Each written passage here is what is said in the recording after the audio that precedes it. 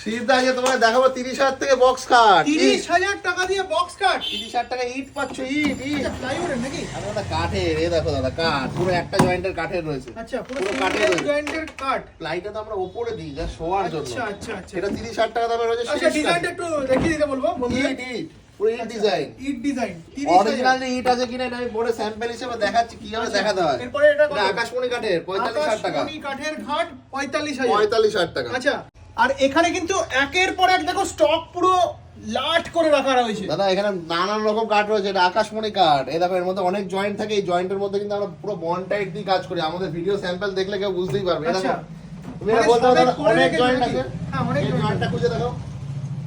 মানে সিঙ্গেল জয়েন্টেরও কাট রয়েছে। এই দেখো দাদা সিঙ্গেল জয়েন্ট। প্রত্যেকটা জায়গায় আমরা কিন্তু বন্ড টাইট আঠা দিয়ে দিই, যাতে কাঠের এই কাজগুলো করলে যেন অনেক সুবিধায় কোনো জয়েন্ট টাইট ফাঁকা টাকা পরবর্তীকালে না হয়। আচ্ছা, 30 কাঠের রয়েছে, এটা 45।